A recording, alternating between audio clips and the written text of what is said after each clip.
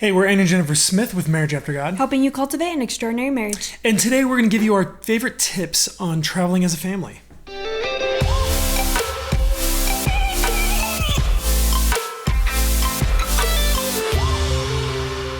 Hey, welcome to this week's episode. As usual, we want to invite you to subscribe to our channel so that you get notified every time we upload a new episode. Also, with today's episode, even though we're giving our favorite tips for traveling as a family, we want to hear from you guys. We know that you probably have some amazing tips, so be sure to leave those in the comments.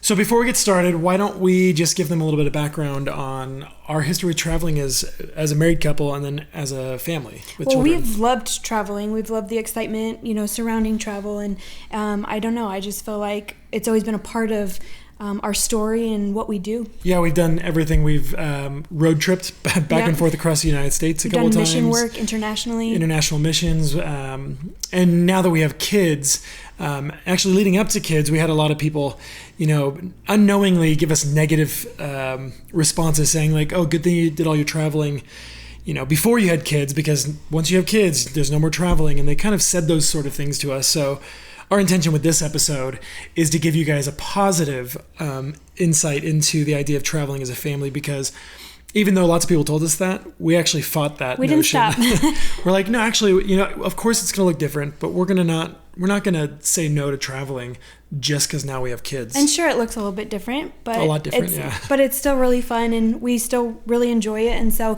we just thought, with today's episode, we would encourage those of you who are, either planning a trip or will be planning a trip together as a family. And we just hope that our advice or our tips or our tricks would help you. Yeah, and we've traveled a lot. We've traveled with every single one of our kids, with all of them, and we've never traveled with 4 yet. We'll be doing that soon. Yeah, that's soon. But so we've traveled with 1, and then 2, and then 3. So we get like the whole gamut of traveling in airports and small cars and long trips and tiredness. So we're just going to share with you our tips on making it as enjoyable as possible, about surviving the times that are hard, and just getting our perspectives right on the idea of traveling with our kids.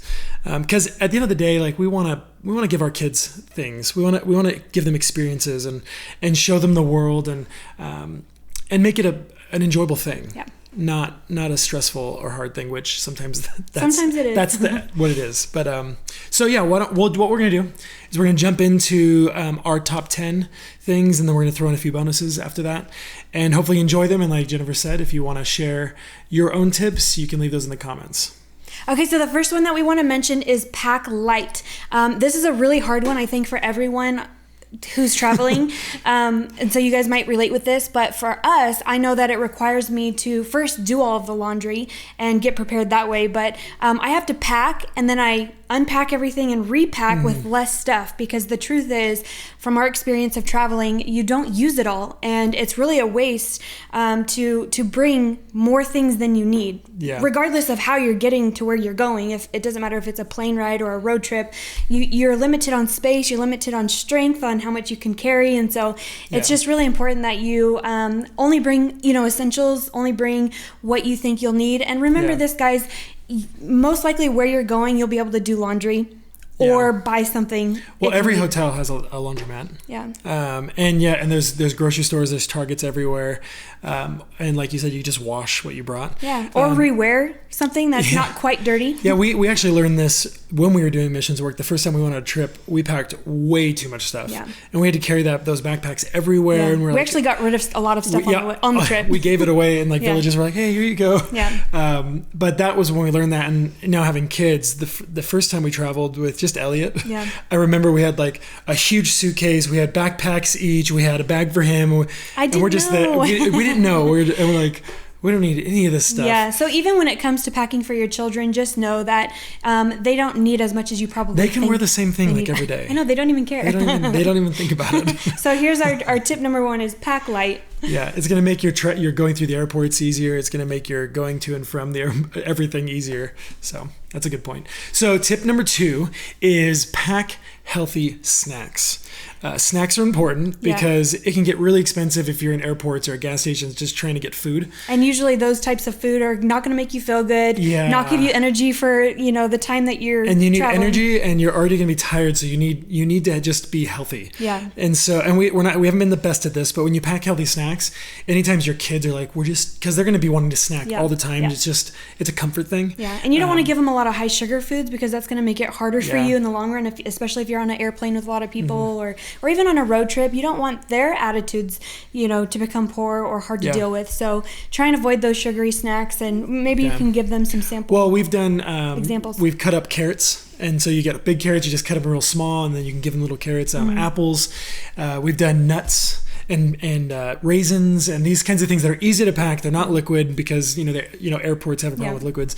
But I actually believe that those little food pouches that you get at the grocery store for babies are great snacks. And I actually think they're small enough that they pass security. Yep, they do. I would look into that to just make sure. I've brought them before. And they're just easy. Like they can suck them down. You roll them up. Yeah. They're clean. Put the cap back on it. They don't get messy anywhere. Because that's the thing is you don't want messy stuff. Yeah. You have like this little area in front of you. For adults, the RX bars. I think they have RX bars for kids now too, but those are really good. Yeah, the RX bars, there's minimal ingredients in them, and they're high in protein, and they fill you up. Those are the kinds of things that we like to bring, just to get us to and from the airports, and to get us to hold us over until dinner when we when we go somewhere healthier or somewhere we can control. So packing healthy snacks, again, don't pack too much because you're going to just not have enough room for it all, but pack enough for the way there. And then what you can do is you can restock up before you go home. So you don't have to bring both ways, unless you want to save the money and you're going to sacrifice room. But that's something we do. Again, something we didn't always do, but we've learned we need to make sure that we have that. It saves us money, it saves us energy, and it makes sure we have something available when the kids need something right then. Yeah, especially when you're going through time zones, right? Cause sometimes dinner gets pushed back, or they'd be usually eating now, but you're not where you're going to go yet. So make sure you have those snacks. So our next tip is actually packing a backpack with an extra pair of clothes for each person, and these are the type of clothes that you can pack really light, like a light t-shirt and a pair of shorts. And this is just in case of an emergency. We know with kids, these kind of emergencies happen all the time. Missing luggage, or you don't want your luggage to be missing or packed in the back of the truck, and you can't get to it when you need to. Or there's an accident on the plane or in the car, and you can't get to where you need to go. Potty You can just pull it accidents out or right there. lots of dirty clothes going on. So we just encourage people, and make sure you stuff a pair in there for yourselves too, because you never know what kind of messes will explode on your lap or whatnot. You never know. The backpack that I usually pack for us, I usually stick the snacks that we were talking about in that backpack and diapers and wipes. So everything's right there, easy to get to. We don't have to go up into the overhead compartments. We have all of our stuff that are on our carry-ons that are immediate use things. Yeah. So this is especially a good tip if you are on an airplane and all your luggage is stowed away and you can't get to extra clothes. Just make sure you have at least one backpack full of extras. But a little bonus tip on this one to couple with the first tip you gave on packing light. We've since learned to try and only pack and take what we can carry on. We don't unless we're going to be gone for a very long time, but even then we still try and make sure that, because you can have a bag and you can have a carry-on bag. And even the kids can have a bag. And the kids can have bags, which we're going to get to in a minute. And if you can try and get everything in your carry-on, then you have everything with you, which gets you through the airport way quicker. And you're not going to have this fear of losing stuff, because we've lost luggage before. So this next tip is a fun family and corporative tip. So what you're going to do is have your children pack their own backpacks. Help them get them some clothes that they're going to put in, give them some snacks that are going to go in, and coloring and toys, and let them pack their own little backpack that they're going to carry. Of course, if you have kids that can walk. And what it does is first of all, you get stuff that you're going to need, necessities, on their carry-on, because they're allowed to bring carry-on. Well, even if you're it's good for airplane rides, but even for car rides, it helps them stay entertained. Yeah, you can say, pull out your backpacks and grab your book, or grab a toy, grab or grab coloring, something to color with. Coloring's really important. And it also invites them to be a part of the experience, the trip. Our kids get so excited when we say, "Okay, go get your backpack. You're going to pack it." And they're running around the house throwing stuff in it. Now we often have to take stuff out of it. Yeah, I was going to suggest on this tip that once the kids pack the backpack, the parents then take it and kind of unpack it and organize it, just to make sure that everything in there is that needs to be in there. So Olive will have her own little backpack with her special toys in it, and Elliot will have his backpack with some crayons and books, and it just makes them feel like that they've prepared their own bag, because they have. But it's just strategic, because if you're trying to pack light, making sure that everyone has a carry-on. Yeah. Because sometimes we put like a pack of wipes and some diapers in one of their bags. They help us. They help. Or there's some snacks in some of their bags. And so you spread out the necessities with their bags also. That's good. And they're all accessible. Yep. They're all right there. So it's a fun one. I'd also say my kids have really enjoyed this where, we go to the 99-cent store or Hobby Lobby and we just pick a few things out that we know that they would enjoy and we surprise them. So we stuff it in their bags and they don't know. And so that during the trip, they're like, oh my gosh, what's this? Yeah, and it just stimulates them for a little bit longer than their normal toys. Okay, so the next tip is essentials are essential. And this goes in conjunction with packing light, but we want to make sure that you guys are bringing the essentials. And so for us, essentials include grandmother's spot treatment. It's a small bottle like this big. I get it at Hobby Lobby for like $3 something, and it works wonders. So if you're out traveling and someone gets a stain on their shirt and you don't have access to laundry right away, you just put some of that on it, roll it up, and by the time you do get to wash it, it comes out. And so you want to make sure that clothes aren't being ruined or anything like that. On this one, also bring a little baggie of dry laundry soap. That way, when you do get to the hotel or wherever you're staying in Airbnb, you don't have to go to Target or somewhere for that essential. You already have it in This your bag. one's been essential for us because if we use laundry detergent, all the kids. Yeah, me and all the kids get rashes because we have react. such sensitive skin. So we have to use our own detergent. So we bring powder stuff with us. And then another thing that we bring always is a little bottle of Bronner's soap. Which is great for everything. You can use it for anything. Washing your body, your hair, washing your dishes, washing your clothes.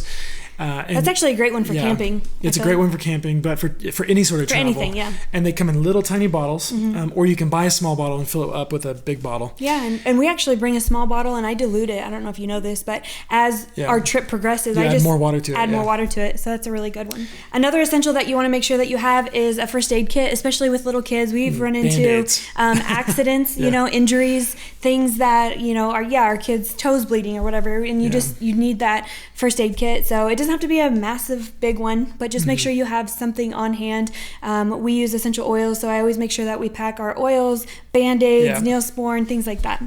So the next tip, we just talked about essentials. An essential for us is making sure we always bring a pack and play. Yeah, this is going to be for the families that have the young kids. And we got a pack and play. I know pack and plays can seem bulky, but we got this one that like folds up into this box. It's so nice, you guys. It's a little bit more expensive than most pack and plays, but this thing, we've taken it on every single trip. We've used it in our bedroom. We use it at friends' houses. It's called Guava. Yeah, and it's this little tiny pack and play. It folds super easy, and we've used it when we're in hotels. If you get stuck in an airport, you can open it up wherever. You can put a blanket over the top of it, and just having a pack and play so that your young, toddler babies have a place that they are comfortable with. Yeah. When you're traveling. And another thing that we've done and tried in the past is if we know we're gonna be traveling and we have a new baby, we get them used to the pack and play before we leave. Right, using it at home so that they're used to it when we're at grandma's house or at a hotel or wherever we're gonna be. And it really makes that transition of going from their comfort of their crib to being in a hotel. They're familiar. They're familiar with it. It smells like they recognize the smell. They recognize the feel of it. Yeah. And so pack and play has been essential for us. So if you guys have young toddlers or babies, they could even be a little bit older because some kids, they want the comfort of their bed. Yeah. You can get them used to it and they can sleep in that. And that way you can actually save money also on a hotel room if you need a hotel. Instead of getting multiple beds, you can do one bed with a pack and play. But pack and play has been a main go-to for us when we go traveling.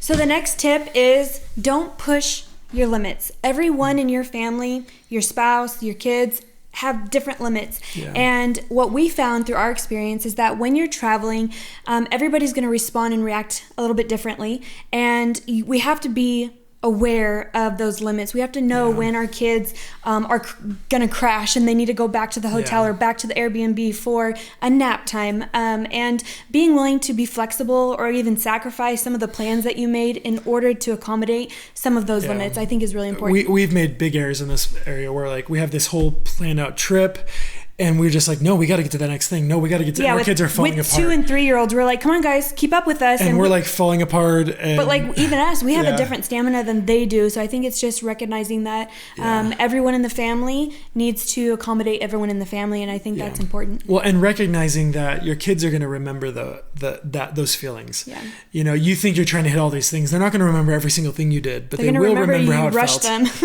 They will remember how it felt. So being patient with your family, with yourself even, having plans, but making sure that they're flexible. Yeah. Because it's not the end of the world if you miss that one thing that you were supposed to do, just if it means a healthier relationship with your family, and and the next thing you do is going to be that much more enjoyable. Right, which leads us into the next point. So if you want to talk about that. Well, the next point is getting our perspective right on the trip overall. I'm notoriously bad at this. I get into a place where I'm just like in this mode of we need to go, or I'm frustrated because the kids are tired and they're crying. We haven't even left yet. We haven't even left yet, and I'm like, you've gotten way better, by the way. Yeah, I've had to, because I don't want my kids to have a bad memory of these fun things that we're trying to do with them. Right. And we talked about that the summer outings episode of having the perspective of like, hey, it's not going to be perfect, but make it fun. Right. Have a good perspective of it. So have the same perspective when you're traveling. Someone once told me on our last trip,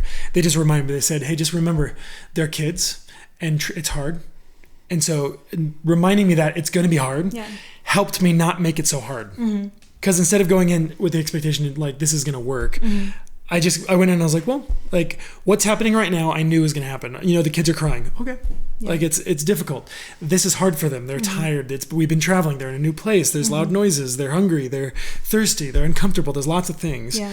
And just be, as a husband and wife, preparing yourselves emotionally, mentally, spiritually. Before you even leave. Yeah. And just putting yourself in the right perspective, and just recognizing like this isn't just going to be all rainbows and butterflies. Yeah, it won't always it's be going convenient. to be difficult. It's going to be inconvenient, but the end result is going to be an adventure. Yeah. And having that mindset so that you're not just getting pushed to the edge of your anger, and you're not just frustrated the whole time, and you're not snapping at your children and snapping at your wife and vice versa, but knowing like, oh, okay, we said this was going to be hard. Like, just we need to breathe. Let's go off into a corner somewhere. Let's pray together. Let's take a moment to pray together. But just recognizing that the trip isn't just going to be, clean and free and clear from stress or anxiety or frustrations. Yeah. But you have young children that like they're experiencing all this for the first time. And they're not going to remember being tired. They're not going to remember crying. They're not going to remember being, hungry. They're going to remember you being frustrated. They're going to remember you having an attitude and being angry and rushing and making this thing that's supposed to be exciting and fun and adventurous, not any of those things. But you can protect that perspective that they have of you by setting your heart right before you even leave. Yeah. So in the next tip it kind of coincides with that last tip. It's just to remember that your kids are kids. Yeah. They're children. They're experiencing all this for the first time. They're excited. Yeah, they're excited. And a lot of times the reason when we're traveling, for me at least, when I get anxiety, when I get stressed out and frustrated, it's when I realize and feel like my family's being a burden on the world. Or bothering other people. Like my kids are playing and I'm like, shh, be quiet, stop it. And like I'm trying to protect. Stop kicking the seat in front of you. Yes, the kicking the seat in front of you. We do try and stop them from that, but recognizing that that's going to happen. Yeah.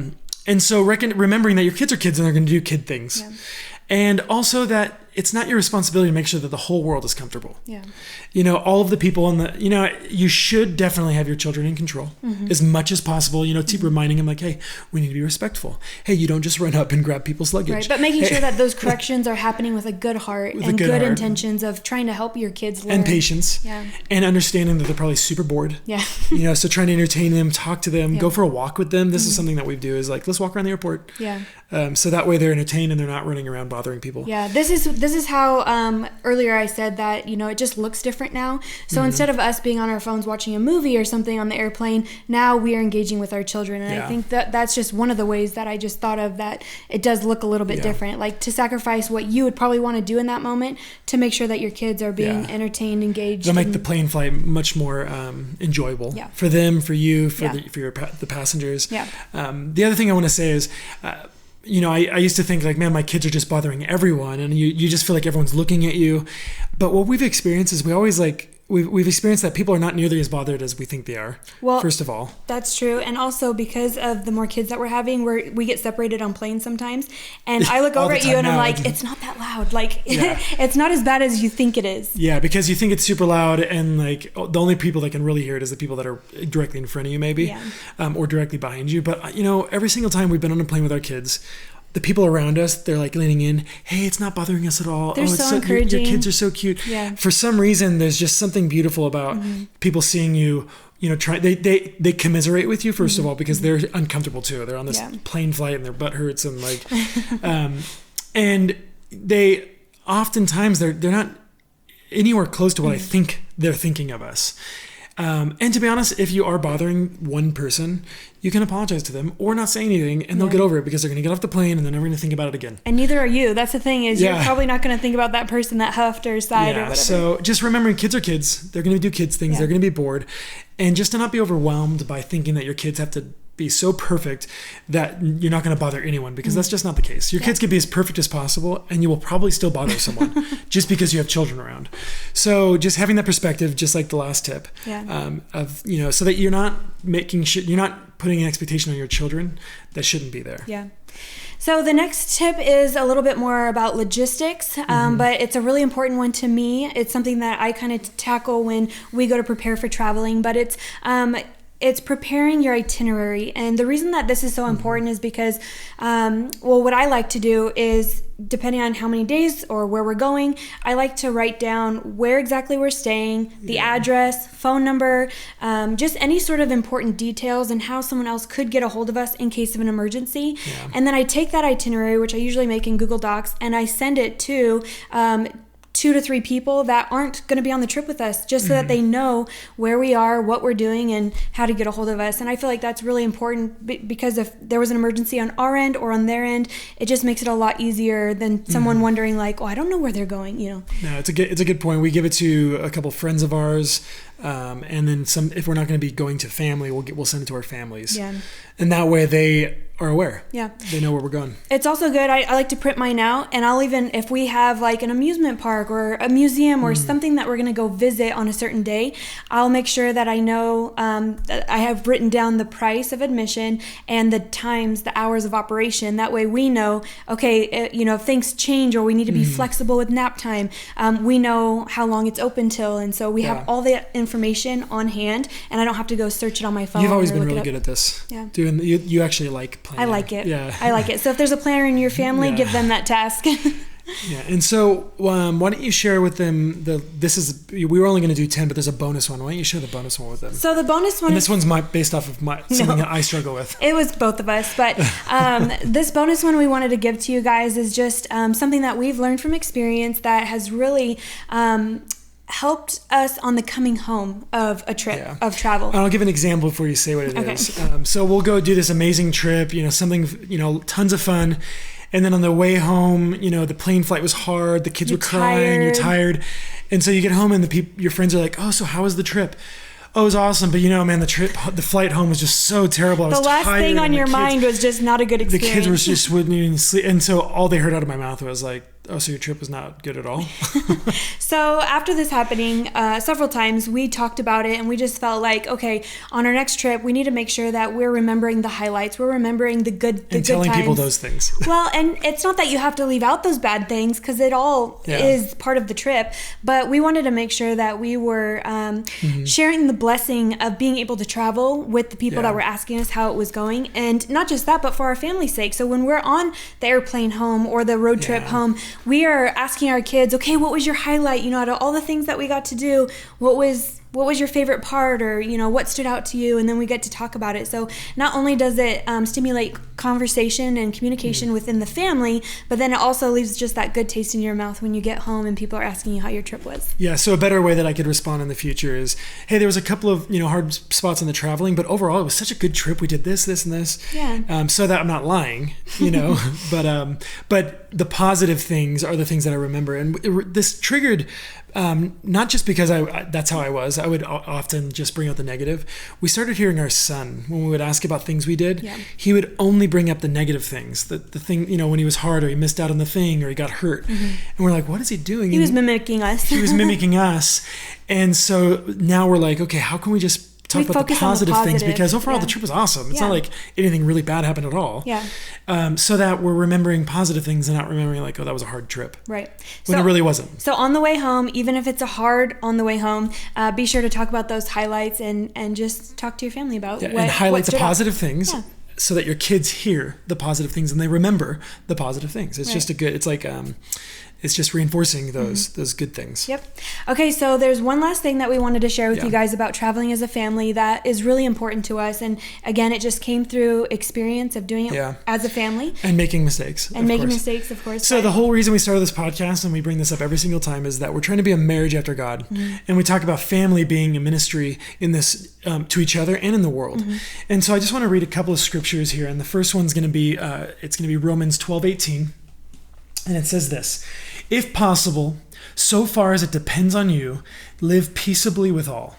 And so this scripture, Paul's talking to the Romans and he's telling them, he's saying, hey, live at peace as much as you can, because there's going to be times that you just can't, but live at peace when it's in your strength. And so just to remind you that when you're traveling, what you're doing as a family is not just for your own sake.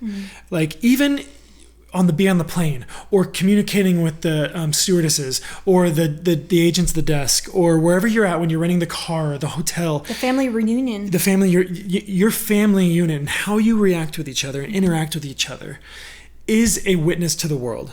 Either of the goodness of God's grace or of a false gospel that's teaching the world like, oh, that they don't even love each other. Like they call themselves Christians, but look how frustrated they are. Look how negative they are. Look how angry, look how mad the Father is right now.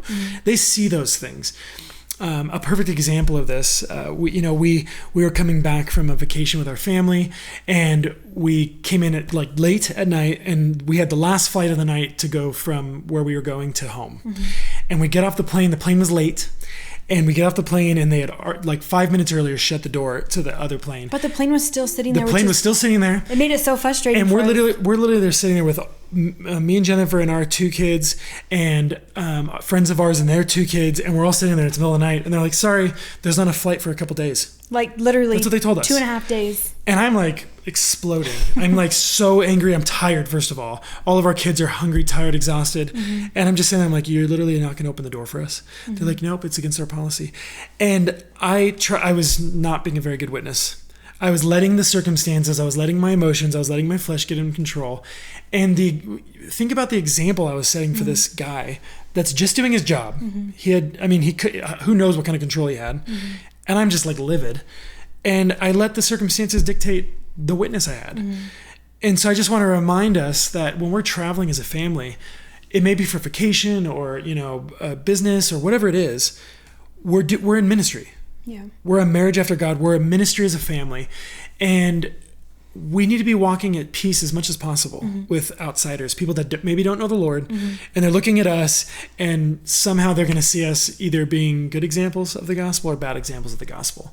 And another scripture I want to read is in Colossians 4:5-6. And it says this: walk in wisdom towards outsiders, making the best use of the time. Let your speech always be gracious, seasoned with salt, so that you may know how you ought to answer each person. And this just reinforces what I was just saying. Making sure that we're walking in wisdom towards outsiders. When they see our family traveling, are they seeing the love of God? Are they seeing the fruits of the Spirit in ourselves? Doesn't mean we're perfect, but are they seeing, forgiveness and apology? Are they seeing patience and hey, let's take a moment, let's breathe, let's pray as a family? We're not going to talk that way to the stewardess because we're frustrated. We're going to actually, we believe in that God's going to take care of us. And they see this in our family. That's the whole point. That's what we're doing in this world. And so that's just my final tip for you guys in traveling, is recognizing that your family is a witness. And we even tell our kids this. I was going to say, before we even go on our trip, you share this with our kids. Yeah, we say, hey guys, we're going to be an example. There's going to be other kids that are going to watch how you are. There's going to be other families looking at how we interact as a family. There's going to be people that don't have children watching us. And what kind of example are we going to be? Are we going to be good examples, guys? Are we going to have good attitudes and just, joyful spirits and obedience and kindness and gentleness. And you know that it really helps set their minds and hearts in the right place. And you know what happens if they ever start like getting, out of order or disobedient? We'll say, hey guys, remember, we're being an example. And it actually helps them remember. And they're like, oh yeah. And because they want to have that responsibility. And then what we do is we give them a higher purpose. I like that word you used. So these are all great tips for traveling, but this last one is the purpose of, if we're going to be traveling, what does our life look like as a family, as a husband and a wife and our children, and how are we representing Christ to the world? So we just want to encourage you with all these. And if you're going to be traveling soon, I hope that this blessed you and that you use some of these tips to make your traveling experience much more blessed, joyful, and purposeful. Thank you guys so much for joining us this week, and we'll see you next time. Did you enjoy today's show? Find many more encouraging stories and resources at marriageaftergod.com, and let us help you cultivate an extraordinary marriage.